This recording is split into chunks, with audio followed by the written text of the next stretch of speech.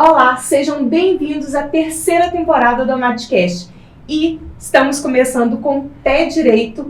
Aqui do meu lado, a minha co-host, Ana Paula Cunha, primeira vice-presidente da AMAD. Seja bem-vinda, Ana. Olá.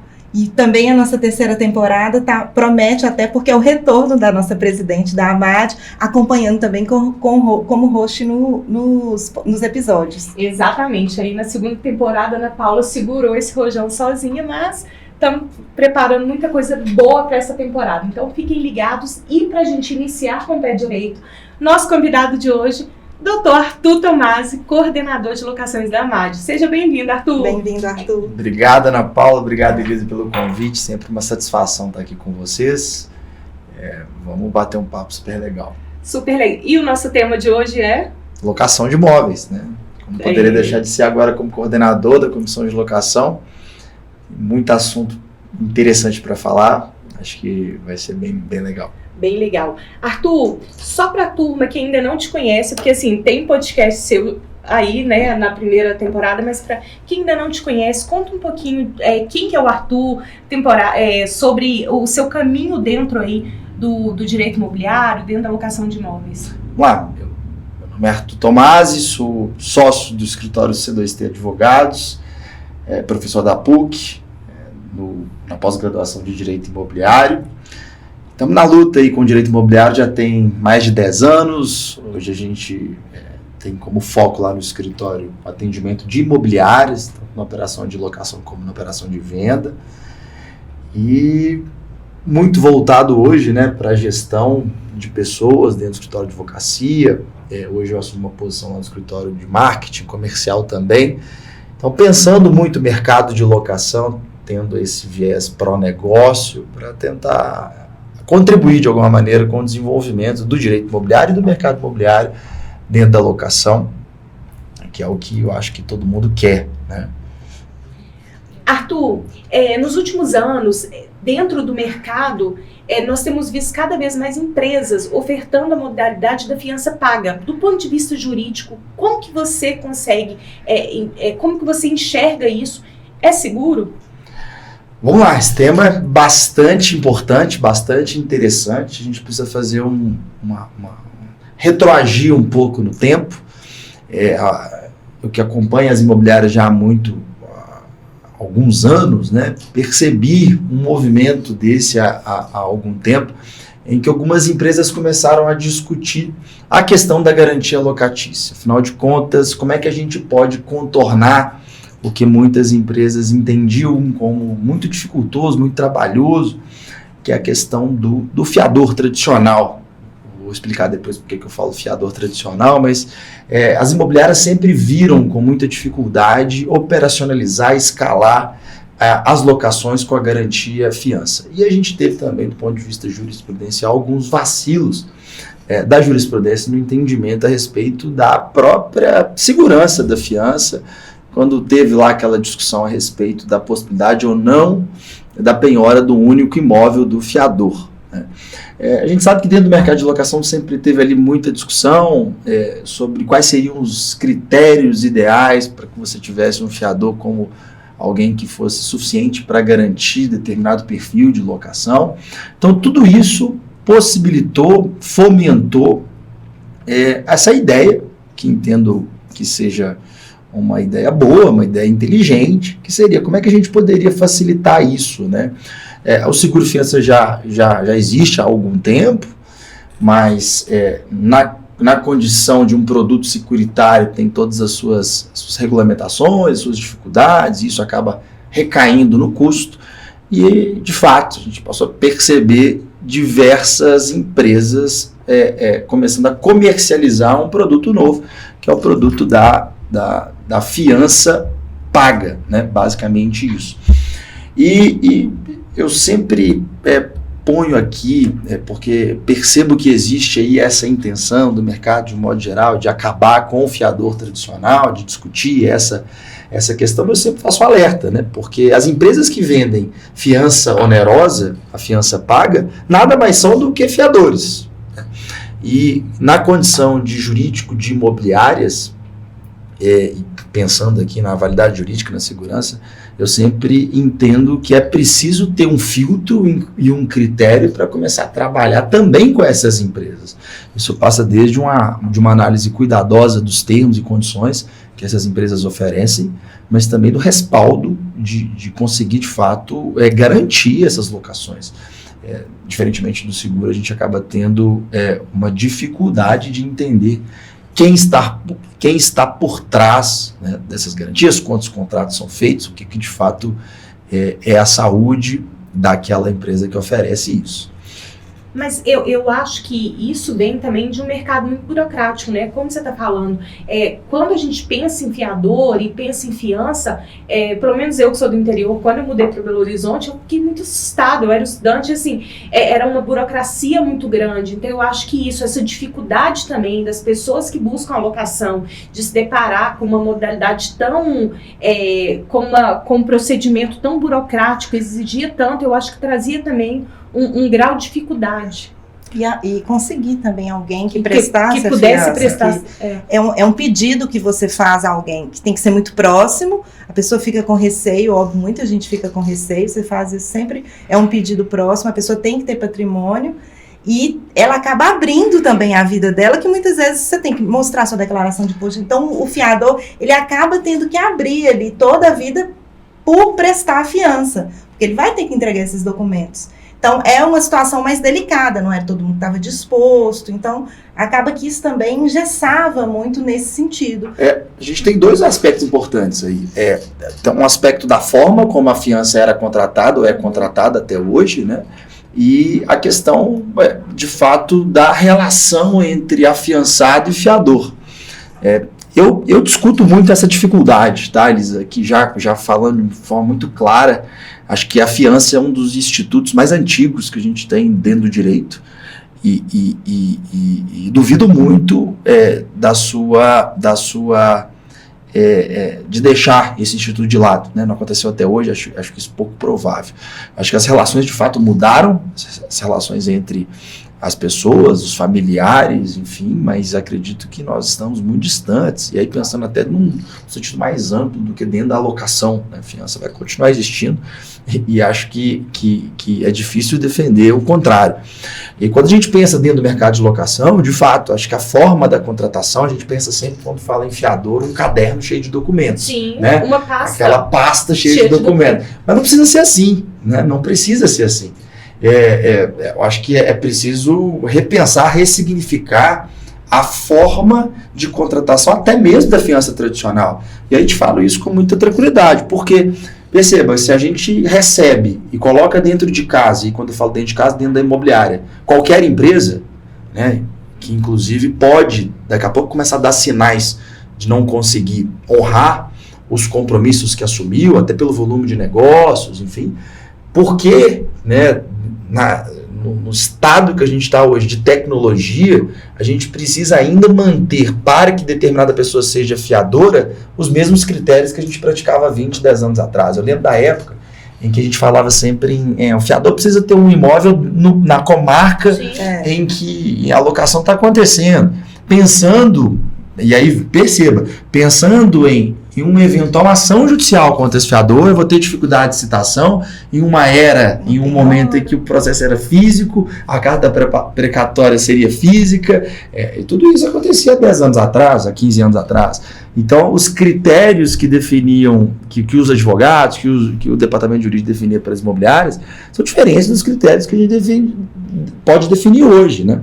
Então, eu só faço aqui uma ressalva, claro que até engajo muito novos produtos, entendo que o mercado passa por uma revolução, inclusive tecnológica, nas plataformas digitais, na facilitação dos negócios e tal, mas só faço aqui a ressalva de que a imobiliária tem perante o seu proprietário uma responsabilidade, um dever de informação. Isso eu percebo que muitas vezes não fica claro. Então, é importante que as imobiliárias tenham consciência da responsabilidade assumida perante o cliente, que não conhece direito, que não conhece muitas vezes o mercado de locação, o mercado imobiliário, e não conhece talvez as possibilidades de garantias locatícias que a lei possibilita. Seja ela o seguro-fiança e os seus limites e as suas causas de exclusão, seja o fiador, né, as suas vantagens e desvantagens, sem entrar aqui no mérito, e seja também da empresa que oferece um produto que não tem como deixar de ser um produto novo, e o que a gente tem, o que tem ali por trás, né? E quais são os limites contratuais também que possibilitariam, por exemplo, possibilitarão que essas empresas recusem essas indenizações. Então, eu acho que tudo passa por uma questão de clareza que a imobiliária e os seus respectivos jurídicos precisam dar ao proprietário para que essa decisão seja tomada e não seja imposta. Exatamente. Essa é a minha preocupação, essa é a preocupação. Seja uma escolha, né? Uma escolha. E até porque as imobiliárias, quando assumem a posição de decidir pelo proprietário, atraem a responsabilidade depois, caso alguma coisa aconteça de errado, né? Então, assim, eu acredito muito em uma educação contínua para as imobiliárias, para que elas primeiro consigam compreender e entender a diferença entre cada uma das garantias contratuais. E depois que elas tenham uma percepção de que, de fato, há ali uma obrigação de informação, para que elas consigam transmitir, entender os produtos que elas colocam dentro de casa e depois que elas consigam ter domínio sobre esses produtos, consigam passar para os proprietários decidirem, né? Arthur, acredito que as imobiliárias, de uma forma geral, muitas vezes também nem vislumbram, né, as situações que têm de benefícios ou de problemas que podem no futuro, em caso de uma eventual inadimplência, passarem por aquilo também.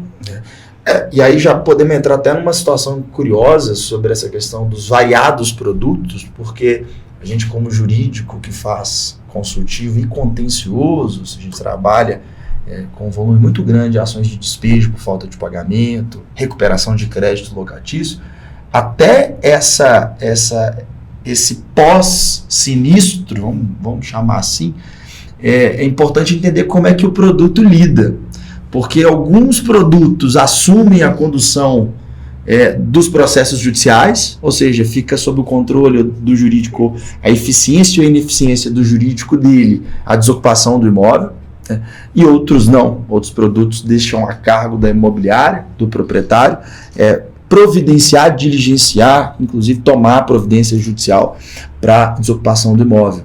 Então, até isso é importante avaliar. O que é melhor, o que é mais interessante, o que tem funcionado, o que não tem, para que essa perspectiva eu chamo de crise da locação, que é a inadimplência, o despejo e todo aquele trauma que existe na relação proprietário, imobiliária, advogado, inquilino também, por que não? Preciso entender como é que isso aconteceria no desenrolar e como é que esse produto, essa empresa trata esse tipo de situação, né? Então, assim, de fato, eu percebo e me preocupa também de forma muito recorrente as imobiliárias que às vezes fecham as suas possibilidades de garantia, muitas vezes tendo uma visão de curtíssimo prazo, pensando até mesmo a bonificação que ela pode receber caso ela encaixe aquele produto dentro da sua operação toda de locação. Isso é um risco para a imobiliária. Primeiro que o negócio dela é administrar imóveis. Administrar locação não é ser comissionada pela venda de um produto acessório dentro daquele objeto. E segundo, porque isso pode lhe trazer problemas caso esse fechamento tenha comprometido a decisão do proprietário e ele tenha tomado essa decisão sem conhecer exatamente as garantias. Sem ter direito, sem ter opção de escolha, né? Das opções. Tem que estar bem esclarecido para o proprietário, para ele poder falar, não, quero ser tradicional, quero fazer a escolha pelo fiador mesmo, não, vamos aderir a esse produto. Mas que seja bem consciente, porque depois ele vai recordar, num eventual inadimplência do inquilino, ele vai recordar, e aí não vai poder culpar a imobiliária.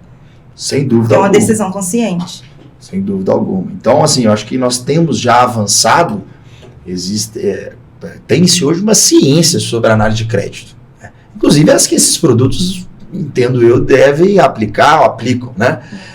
Então, como é que a gente pode... Eu sempre dou um exemplo importante também.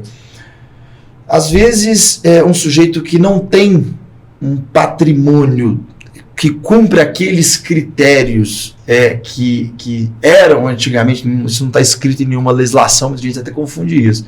Fiador de imóvel, fiador de renda. Mas muitas vezes a pessoa não atende aqueles requisitos que foram estipulados lá atrás, mas eles têm um histórico já de implemento, um score, enfim, uma objeção à inadimplência, que se ele constar como fiador, talvez ele esteja garantindo muito aquela locação, né? Isso hoje passa por uma definição dentro da imobiliária de um critério de análise de cadastro mais atualizado, mais evoluído, que muitas vezes facilitaria até a contratação do fiador de uma forma diferente da que acontecia antigamente. Eu sempre falo também o seguinte, não existe nada que imponha que a contratação da fiança deva se dar dentro dessa burocracia toda. Ela pode se dar de forma digitalizada, ela pode resumir o número de documentos que você tem que exigir.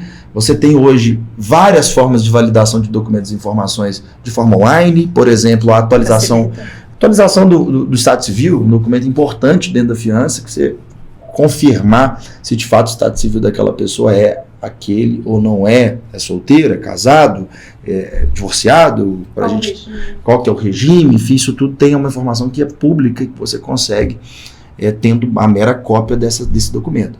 Isso é disponibilizado de forma online. Então, assim, é muito mais o processo ser um processo mais inteligente, mais encurtado, que às vezes amplia as possibilidades de locação, e também o entendimento que, repito, de que os proprietários precisam compreender as possibilidades, porque o negócio é dele, né? O negócio é dele, não é da imobiliária. Isso é importante. E Arthur, você tem percebido um aumento da inadimplência nas imobiliárias que vocês prestam assessoria? Como que está esse cenário agora, atual? Temos percebido, sim. Eu entendo que isso é um reflexo ainda de uma instabilidade, né, decorrente lá da pandemia, enfim. E tenho percebido também que tem sido cada vez mais importante um contato que tenta compreender a perspectiva do inquilino.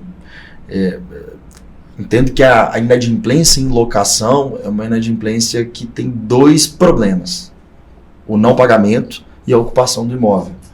Cada vez mais o tratamento dessa inadimplência com agilidade e com completude, um contato pessoal, entendendo de fato qual é a perspectiva daquele inquilino, se o fato causador da inadimplência é um fato temporário ou não, se é algo permanente que vai criar um obstáculo à continuidade daquela locação e agir rápido, acaba sendo um diferencial para tratar esse momento. Mas, de fato, a gente tem percebido um aumento da inadimplência e as imobiliárias precisam estar preparadas, assim como os advogados, porque tratar a inadimplência em locação não é como tratar qualquer outro débito, né? É preciso ter essa especialidade, essa percepção de como conduzir, como criar alternativas, porque o judiciário ainda não nos ajuda, nem mesmo a própria lei do inquilinato nos ajuda nesse sentido. E você tem, se a inadimplência está maior nas locações não residenciais ou residenciais, você tem esse dado? Bom, a nossa percepção é que a inadimplência ainda é maior nas locações não residenciais. Pelo menos esse é um dado que a gente consegue extrair, mas que a gente não consegue generalizar. Uhum. De fato, como a gente atende imobiliárias que trabalham em todos esses segmentos, a gente tem até uma variabilidade desses números dentro de Belo Horizonte mesmo, né? E dentro da própria cidade, enfim, dentro do próprio estado, você vai ter ali segmentos que sofrem mais com inadimplemento. Mas eu lembro que ano passado, quando eu dei uma palestra e falei sobre inadimplência, eu já tinha essa perspectiva do segundo semestre ter um aumento da inadimplência, no geral, do consumidor brasileiro de modo geral. Isso necessariamente refletiria dentro da locação. A percepção é que o aumento vamos chamar de sinistralidade, expõe aquelas imobiliárias que ou flexibilizaram muito para fazer novas locações ou aceitaram qualquer modalidade de garantia. Entendi. O que tem refletido também num rigor maior das seguradoras. A gente também atende seguradoras, então trabalha intensamente com a desocupação de imóveis para a seguradora, percebe agora um encurtamento, uma dificuldade maior para aprovação desses cadastros. E aí me pergunto, né, porque a locação sempre é um problema que pode acontecer. O contrato de hoje ele é silencioso com relação aos riscos que ele traz, porque a situação dos garantidores também das empresas, também dos fiadores, das empresas que vendem garantias pagas, é algo que acontece dentro delas, né? Dentro da estrutura organizacional e financeira delas. Então não dá para saber se amanhã ela não vai pagar. E a gente percebe, porque a gente trabalha com imobiliárias que usam garantidoras na modalidade da fiança paga, que começam a ter dificuldade, ou começam a ter mais rigor, ou começam a não dar retorno com relação ao pagamento dessas indenizações, e isso é preocupante para as imobiliárias que aderiram a esses produtos, pelo menos para repensar a adesão deles nos próximos contratos, né? Entendi. E assim, do viés prático, quais são as estratégias para contornar que as imobiliárias podem ter para contornar essa inadimplência? Agilidade. Eu entendo que a agilidade é o principal. Eu falo que é uma necessidade nossa, enquanto escritório de advocacia, a experiência do cliente, né? Ter como que o cliente pode ter a melhor experiência possível, inclusive num cenário como esse. Um cenário como esse de crise da locação, de não receber aquele dinheiro que ele pretendia, que ele contava, que ele precisa, né? E o que de pior pode acontecer numa situação dessa é a imobiliária não traçar com o proprietário, passando a ele segurança sobre uma estratégia. É aquela indefinição, aquela falta de contato, aquela falta de posicionamento. Muitas vezes as imobiliárias não seguem um processo interno claro de cobrança, porque não tem. Quantos clientes eu já atendi, imobiliárias que eu já atendi, que sempre disseram, olha, nunca tive um problema de inadimplência, nunca precisei fazer uma ação de despejo de pagamento. Eu digo, isso pode ser bom, mas também pode ser péssimo, porque se você tiver 10 ao mesmo tempo, como é que você vai organizar seu processo interno sem estar preparado? E o problema é que, se o proprietário tem uma péssima experiência no momento desse, seja culpa do imobiliário ou não, ele vai atribuir isso na conta da imobiliária. E muitas vezes, naquela ocasião daquele problema, o imóvel será desocupado e ele não vai continuar sendo seu cliente. Então, prepare para esse momento, e nada melhor do que ter um procedimento juridicamente adequado e ágil, porque a gente tem ainda imobiliárias que mandam carta com a R, né, para fazer cobrança, achando que esse é um procedimento necessário. Né? Não há esse entendimento de... Tem gente que acha que eu preciso primeiro cobrar 30 dias do locatário para depois fazer contato com o fiador. Tem gente que acha que comunicar o fiador sobre inadimplência não é um direito do fiador, né? O fiador precisa ser comunicado. Quanto antes ele for comunicado, é até menor o prejuízo do próprio fiador. Eu brinco que o fiador, e aí tratando especificamente dessa modalidade de garantia, né, do fiador, é importante entender que o fiador ele vai ser mais um advogado que vai trabalhar, pelo menos deveria trabalhar, em prol da desocupação do imóvel, em primeiro lugar, sempre penso isso, e do pagamento, porque essa conta vai ficando cara, o débito de locação com o imóvel ocupado ele escalona absurdamente, e isso se torna uma dívida impagável, né? E a gente precisa até conscientizar os locatários sobre os riscos dele continuar no imóvel. Isso é tarefa do advogado que faz contato nesse tipo de cobrança, porque muitas vezes o sujeito não tem essa informação, não tem essa compreensão, e vai consultar um colega, um advogado que não tem também essa noção, e às vezes ele não consegue tomar a decisão de sair, e acaba que o silêncio de um processo judicial gera um pseudo desconforto, né, que depois ele vai ver quando a coisa já extrapolou. E aí, do ponto de vista prático, pensando por nós advogados, esse primeiro contato, essa percepção e o alinhamento com o proprietário, em nome da imobiliária, é importante que a gente trace uma estratégia. É o momento de revisitar, por exemplo, os cadastros, inclusive do locatário, fazer um raio-x do que essa pessoa, qual que é a situação dela hoje, né, para definir perspectivas, porque de fato, ainda que a gente não motive ou não cultue ações judiciais, isso já foi um tempo que advogado pensava assim, acho que não é uma visão moderna da advocacia, querendo ou não, muitas vezes o processo judicial ele te dá algumas boas possibilidades e pressiona para que a coisa se resolva. Até porque o acordo judicial feito no âmbito de uma ação de despejo de falta de pagamento te dá N possibilidades, te dá uma eficácia muito maior em caso de descumprimento. Por exemplo, quando a gente fala em advocacia para seguradoras que trabalham em confiança, pelo menos as mais preparadas, a gente necessariamente vai fazer um acordo judicial de parcelamento judicial, não tem acordo extrajudicial. Né? A gente precisa definir critérios, porque é importante dar ao proprietário alguma previsibilidade, se é que isso é possível dentro do judiciário, de que se aquele acordo não for cumprido, a gente consegue uma desocupação minimamente mais rápida. Então, são estratégias como essa. Eu vejo muitos advogados abrirem mão, por exemplo, de um acordo que possa ser judicialmente homologável, para que você também tenha uma força judicial.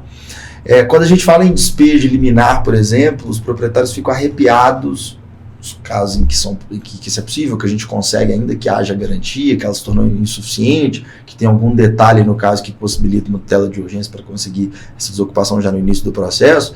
Quando a gente fala em 3 vezes o aluguel que a gente tem que depositar, pensem bem, se a gente tem um acordo judicial e o inquilino descumpriu, não será necessário esse depósito, porque essa consequência do descumprimento já está lá chancelada. Vários casos a gente ajuiza a ação para fazer o acordo. Então, isso é algo que às vezes não é muito bem percebido. A liminar ele é direta, né? A ordem de desocupação já consta, vai direta, né? Já consta. Porque já é execução.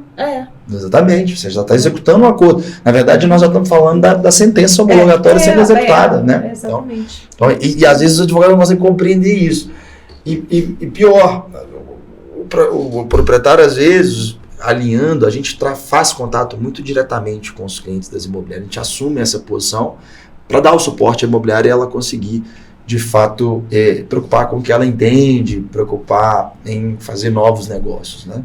Mas às vezes o cara, mas não quero processo judicial. Bom, entenda o seguinte, o processo judicial pode ser bom para dar efetividade ao acordo que a gente está fazendo. Porque às vezes faz um acordo, um tempo de acordo de confissão de dívida, um tempo de confissão de dívida, o sujeito descumpre, daqui a pouco você tem que fazer uma ação de despejo igual você faria. Então, assim, a gente aprende isso com o tempo, né? Sim. Depois de muito sofrer com a ineficiência de uma negociação dessa. Então, isso é algo importante para as assessorias jurídicas entenderem. Aproveitando que a gente está falando do âmbito judicial e da efetividade ali já da execução, muitas imobiliárias e às vezes até o próprio locador, ele libera ali a garantia justamente na expectativa de obter a liminar. E na prática, como que isso tem funcionado? Como que vocês aplicam? Eu particularmente tenho uma opinião, mas eu gostaria de ouvir, né? Até pela experiência de vocês. Perfeito, eu acho que é uma estratégia válida, mas que vai ser precisa ser compartilhada com o proprietário. E passa muito pelo apetite da imobiliária no que diz respeito a risco e na capacidade de pagamento daquele locatário. É sempre importante lembrar, gente, que o locatário é responsável pelo débito. Então, quanto antes você agir, mais probabilidade você tem de recuperar aquele dinheiro. E também, quando a gente pensa em liminar, quanto antes você agir, menos tempo, em tese, esse locatário ficará no imóvel. E ficando menos tempo no imóvel vai ser mais fácil, porque a dívida vai ser menor. Tudo isso nos leva à seguinte conclusão. É preciso entender riscos. Entendo eu que nós conseguimos ali efetivar uma liminar se tiver um empenho do escritório de advocacia, uma proatividade no sentido de despachar, de estar presente. A gente sabe que a advocacia ainda exige muito mais transpiração do que inspiração, especialmente nesses casos, né? Talvez até também demonstrar de forma mais clara a urgência, trazer para aquele caso algum detalhe que impacte o juiz, a avaliação com mais agilidade. Mas eu não deixo de considerar essa estratégia, desde que ela seja muito bem discutida com as imobiliárias e com os proprietários especialmente. Eu tenho conhecimento de alguns, até clientes nossos, que optaram por começar a oferecer uma locação garantida, assumindo esse risco, né? Um modelo de negócio que também precisa ser muito bem entendido, compreendido pelas imobiliárias, mas pode ser competitivo, né? E apostando nisso, na liminar. O problema é que, de fato, você vai ter algumas aberrações ainda no judiciário. Por exemplo, o juiz que espera que o locatário se manifeste sobre o pedido, o que é um absurdo completo, enfim. Só que a gente não pode definir uma orientação estratégica, assim, né, um direcionamento comercial de competitividade de mercado com base em uma exceção. Por isso, esse risco precisa ser avaliado por proprietários imobiliários. Eu tenho clientes, proprietários, que topariam esse risco toda hora, porque muitas vezes esses aluguéis que ficariam ali mais tempo em tese garantidos são os aluguéis que eles abrem mão para fazer um acordo lá no final, né? E com o imóvel disponível, com toda aquela discussão e aquela subvalorização do crédito na hora que você está negociando 3 anos depois. O que abre mão de multa, o que abre mão de juros, o que abre mão do débito em si, muitas vezes aquilo que ele perderia, né, num risco de não recebimento, caso ele tivesse feito uma locação sem garantia. E a locação sem garantia possibilita, por exemplo, a cobrança do aluguel antecipado, que em tese te dá um espaço maior para você cobrar pelo menos mais 30 dias para que você faça essa cobrança ali, tome a providência. Agora, não dá para ter uma alocação sem garantia, com a possibilidade de liminar, e esperar 3 meses para distribuir uma ação. Porque então é preciso ter afinado esse procedimento para agilizar. Uma outra questão importante, vocês me perguntaram, mas eu sempre gosto de falar, e aí nos casos em que tem a garantia, que é ter uma estratégia mais assertiva para conseguir a desocupação. Porque a ação de despejo por falta de pagamento sem cobrança, ela possibilita que você consiga resumir a discussão e não envolver, por exemplo, uma discussão de quanto. De valores, né? De alguma coisa que, não estou sendo cobrada a mais, isso vai e volta, isso acaba problematizando o processo. Eu tive um caso emblemático em que usamos essa estratégia e só do despejo. Despejo de falta de pagamento, existia ali, foi trazido na contestação uma discussão sobre o valor, eu devo, mas não é tanto. O juiz, olha, quando você reconhece o débito, e a gente não está discutindo aqui quanto você deve. Então, houve o julgamento antecipado com a sentença decretando o despejo, sem entrar no mérito, se devia X ou Y, a gente vai discutir isso depois. Só que o problema é que o depois é o momento que o locatário passa a ter ali para desocupar o imóvel. Então, ele vai ter que trazer a discussão no âmbito extrajudicial, se você quiser continuar lá. E nesse momento, se você for fazer um acordo para resolver o processo assim, você pode muito bem, nada nos impede de fazer isso, inclusive de incluir garantias nesse acordo. O acordo ele pode ser mais amplo do que o objeto do processo, né? Então, você passa a ter muitas possibilidades e pressionar o locatário de forma mais clara. Então, a gente desaconselha, salvo em alguns casos bem específicos, a fazer uma ação de despejo e avaliar o momento adequado e mais oportuno para fazer a execução dos valores se limpos, né, sem reparos via execução, ou avaliar, por exemplo, a cobrança depois da desocupação, dependendo da natureza do crédito. Arthur, abordamos aqui um pouco da importância das imobiliárias serem transparentes com os proprietários, com os seus clientes, no sentido de expor as modalidades de garantia. Mas qual que é efetivamente a responsabilidade da imobiliária sobre aquela garantia que ela efetivamente chancela? Bom, eu tenho alguns exemplos bem evidentes em que o cadastro foi mal feito pela imobiliária, no caso, por exemplo, do fiador, e que gerou uma responsabilização de caráter indenizatório pelos prejuízos que foram suportados. A gente tem, por exemplo, alguns exemplos de falha na prestação de serviço da imobiliária, e aí isso está muito atrelado ao que ela se compromete via contrato de prestação de serviço de administração, né, para entender o que foi falha e o que não foi. A questão se a imobiliária presta uma informação imprecisa, inadequada, e essa informação motiva a decisão do proprietário por uma garantia que não se efetiva, entendo que ela é responsável porque a sua conduta caracterizou um dano ao consumidor, que é o cliente final, que é o proprietário do serviço de administração de locação. Então, acho que a responsabilidade de informação ela é muito importante. Porém, fica aqui a ressalva, que é o que eu tenho sempre batido na tecla com os meus clientes, é que a imobiliária também não precisa decidir por não fazer o negócio pelo proprietário. Né? Se ela foi clara, se ela expôs o risco e conscientemente o proprietário decide, é claro que isso exige uma formalização e um cuidado por parte da imobiliária, não tem problema algum, por exemplo, fazer um contrato de locação sem garantia. O sujeito entendeu, autorizou. Essa autorização ela pode ser dada de várias formas, um documento específico, a gente cansa de fazer isso, mas também por e-mail, com uma clareza sobre os riscos e sobre os benefícios da locação sem garantia. Essa decisão é do proprietário. Né? Então, do mesmo modo que a gente tem que se preocupar em informar para que ele decida, também tem que se informar para que ele eventualmente decida não fazer o negócio. Então, o papel de intermediador, de consultor imobiliário, que está lá no Código Civil, que se aplica também à corretagem, ele é um papel de expor risco. Papel de expor risco para que o cliente decida. E isso eu percebo que às vezes não é bem conduzido por algumas empresas, muitas vezes na ânsia de fechar mais contratos, muito mobilizado pela ideia da meta a qualquer preço. Isso passa muito por uma cultura pouco. Os corretores que estão na ponta entendem pouco da responsabilidade, isso fica na conta do gestor, do proprietário, que às vezes não consegue controlar como que está sendo conduzido, como que o negócio está entrando, né? Como que o proprietário está entendendo aquele negócio de locação. Então, é importante que haja essa preocupação da responsabilidade de um modo geral, ser entendida por todo mundo que faz parte dessa jornada, desde o início da captação do imóvel até ali a concretização do negócio. Né?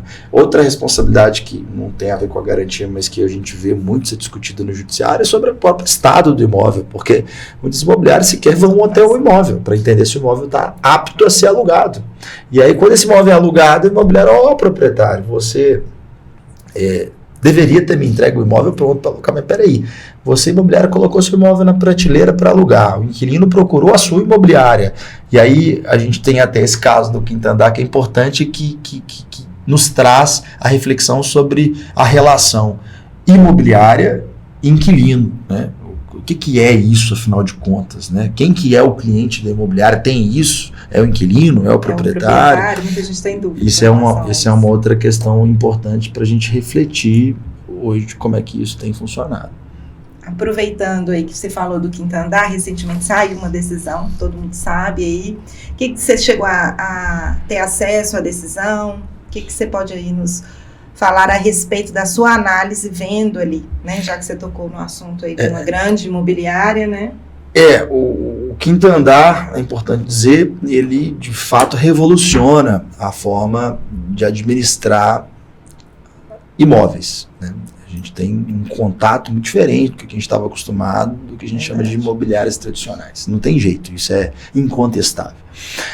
Porém, esse caso de fato foi um caso notório, desde a época em que a liminar foi concedida e depois teve a reforma. Primeiro, uma decisão monocrática que revogou os efeitos da liminar, depois, no agravo de instrumento, foi provido, então o quinto andar teve essa vitória no curso do processo, e agora uma sentença que nada mais faz do que referendar aquilo que já tinha sido concedido em sede liminar, e com todas as suas implicações, e que basicamente defende que toda e qualquer remuneração que a imobiliária possa ter em razão da intermediação, quem tem que pagar é o proprietário, usando e interpretando a lei do inquilinato e, portanto, tratando como abusiva a cobrança em face do inquilino com base no Código de Defesa do Consumidor, mas que nos traz uma reflexão importante. Bom, afinal de contas, se há uma aplicação do Código de Defesa do Consumidor, há um entendimento evidente, pelo menos nesse processo, né, mas eu acho que isso já tem sido manifestado em outros julgados também, em que a imobiliária tem responsabilidade perante o inquilino. Essa é uma verdade. Desde o momento em que anuncia os imóveis nas suas redes, nas suas plataformas, fato é, o inquilino é cliente da imobiliária. Eu acho que essa é a grande lição que as imobiliárias precisam de fato incorporar hoje. A gente vai ter uma discussão sobre serviços exclusivos oferecidos pela plataforma, pelo quinto andar, aos inquilinos, e que aquilo justificaria uma cobrança, uma contraprestação daquilo que de fato é oferecido. Eu tive a oportunidade de ver, inclusive, essa lista de serviços que consta até como anexo do recurso de apelação dessa decisão, E lá constam, por exemplo, indicados como serviços exclusivos fornecidos pela plataforma, o cálculo da multa rescisória. Serviços de reparos que são oferecidos, suporte de reparos, acesso aos prestadores de serviços, parcelamento das faturas.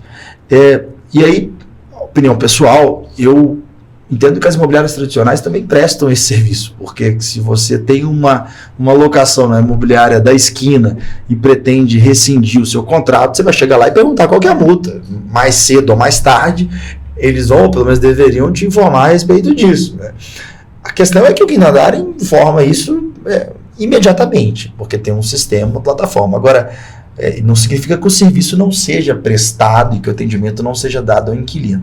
A verdade é que, do ponto de vista legislativo, a gente de fato tem uma restrição muito clara na lei do inquilinato com relação à remuneração da imobiliária.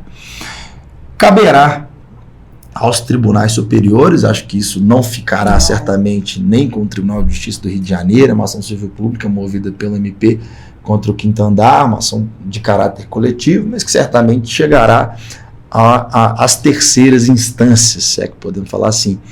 E muito haverá uma reflexão sobre essa nova forma de administrar locações, sobre como podem ser vistos esses serviços, se de fato são serviços diferenciais, se existe de fato uma reinterpretação da legislação, considerando que, isso é um argumento usado pelo Quinta Andar, que seria usual dentro desses serviços em plataformas digitais cobrar do usuário, seja ele proprietário, seja ele inquilino, porém, acredito eu que essa reflexão tem que pautar muito mais um desdobramento legislativo novo, uma discussão sobre novas formas até de ver inquilino e proprietário, porque entendo que de fato existem muitas limitações inerentes à lei do inquilinato que em tese servem para beneficiar os inquilinos, mas que acabam os prejudicando, né? Como por exemplo uma impossibilidade dele pagar antecipado quando o contrato tem garantia, por exemplo, antecipar o ano inteiro, muitas vezes faz parte de uma negociação. Então, às vezes ele quer oferecer mais de uma garantia e não pode, né? Ele quer, porque senão ele não vai ter alocação de imóvel. Então, a gente, acho que a lei do inquilinato, de modo geral, precisa agora acompanhar um novo formato de público, um novo consumidor. Afinal de contas, muita gente que tem poder financeiro é locatário. E muita gente que não tem é locador, né? Essa figura do proprietário, do locador como multimilionário, o sujeito tem vários imóveis, na prática não se justifica, porque muita gente precisa também da complementação da renda, né? Sim. Então, assim, acho que essa percepção da lei do inquilinato para reproduzir em norma precisa ser atualizada à realidade. Arthur, olhando para o lado de cá, para os advogados, o que o escritório de advocacia tem a oferecer para as imobiliárias que atuam com a locação de imóveis? Bom, eu aposto muito em uma presença maior nos negócios, na realização dos negócios, em ajudar as imobiliárias a produzirem mais, mostrar valor no serviço jurídico, não na hora de apagar um incêndio, por exemplo, da inadimplência, mas quando você efetivamente se envolve com o resultado do seu cliente. Isso passa, por exemplo, por revisitar processos internos, desde a aprovação do cadastro, a construção de minutas que encaixam e sejam adequadas às dores da imobiliária no seu dia a dia, vendo questões que podem ser adaptadas dentro das minutas, dos documentos, eu falo contratos, mas em todos os documentos que fazem parte do ecossistema da locação e que são usados com muita frequência. Entendo que os escritórios são capazes, ou pelo menos deveriam ser capazes, de participar da educação corporativa de empresas que operam com locação e que têm uma rotatividade muito grande de seus colaboradores, sendo que esses colaboradores necessariamente precisam minimamente entender os aspectos jurídicos que envolvem o seu contato com o proprietário, o seu contato com o inquilino, porque eles são bombardeados de perguntas e solicitações desses agentes da locação. Acho que passa também para os advogados precisam de alguma maneira também se colocar no lugar do cliente, né? ter uma percepção do tempo de retorno, de agilidade, se colocar, se você se vê como empresário dentro do mercado jurídico, você precisa também se ver como um empresário dentro do mercado imobiliário e pensar em perspectivas, em mudanças, em coisas novas que podem de fato agregar no ambiente de negócios daquele seu cliente. É claro que para isso é preciso ser bem remunerado, é preciso que haja uma compatibilidade do que se espera. Mas é preciso, então, propor um projeto para os seus clientes e mostrar que, de fato, o jurídico pode ser pró-negócio, pode agregar na estrutura e no potencial que aquela imobiliária tem ali para crescer. É perguntar para o cliente o que ele pretende para o futuro, porque você precisa não trabalhar para ele, precisa trabalhar com ele. Acho que esse é o conceito que acho que os escritórios têm que incorporar para também serem valorizados. Para a gente finalizar, né, vamos chegando ao final deste episódio, eu queria que você deixasse uma dica para aquele advogado mais jovem, que a gente tem aqui na MAD uma turma de advogados mais jovens, mas que pretendem atuar com locação de imóveis, por onde começar, o que é interessante fazer, o que, apesar de você acabou de falar um pouco disso, mas deixa com esse viés daquela pessoa que ainda está sozinha, não a nível de escritório. Acho que talvez a principal dica que eu possa dar é entenda o mercado de locação, se preocupe com o mercado de locação. É claro que por uma questão natural, você vai precisar buscar informações técnicas jurídicas envolvendo o direito materializado dentro do ambiente da locação, mas isso talvez não seja suficiente. Você precisa entender a dor do seu cliente, você precisa entender para onde tem caminhado, por exemplo, a alocação de um modo geral, qual que é o posicionamento, para que você consiga perceber o posicionamento do seu cliente dentro daquele mercado, para que você consiga, então, atendê-lo, né? Então, quem não entende de mercado do cliente não vai conseguir nunca prestar uma assessoria jurídica que seja adequada, que seja esperada e, assim, ser valorizado de alguma forma. Então, preocupe-se também com o mercado em que seu cliente está localizado. O negócio dele. E importante que a locação de imóveis, ela tem, dentro ali desse segmento de operação de locação, por exemplo, a gente tem imobiliária que só trabalha com galpão logístico, a gente tem imobiliária que só faz desenvolvimento de negócio imobiliário, que trabalha com BTS, a gente tem imobiliária que só mexe com imóvel residencial, a gente tem imobiliária que só oferece ou trabalha com imóveis jogador de futebol, imóveis, casas em condomínio. Então, dentro do mercado de locação, você tem um mundo. Infinidade. Um mundo. Então, se você não entende o que seu cliente faz, porque os problemas dentro da locação de um imóvel mobiliado para jogador de futebol são uns. O problema da locação, né, de um estúdio no centro da cidade são outros. Então, isso tudo é preciso ser percebido, isso tudo é mercado. Então, a gente precisa atender os clientes a partir de uma análise desse sentido, né? Então, essa é a dica. E o que podemos esperar da comissão de locações da AMAD para 2024? Bom, nós já estamos, inclusive, tivemos a confirmação essa semana do dia em que a gente vai ter o Locação em Pauta, né? Que é um evento significativo. E eu acho que todas essas discussões aqui a gente já pretende abordar para conseguir desenvolver, né? Esse caso do Quinto Andar também talvez seja um emaranhado de temas que a gente pode abordar.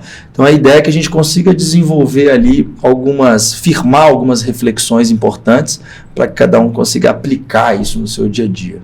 Então podem contar comigo que a gente vai em frente. Aprofundar cada vez mais. Bem, queria agradecer a participação do Arthur. Muito obrigada, assim, o tempo voou. Samuel aqui mais uma vez conosco, terceira temporada. Mas é isso, fiquem ligados. Toda semana teremos um episódio novo do AMADcast e até a próxima. Até mais.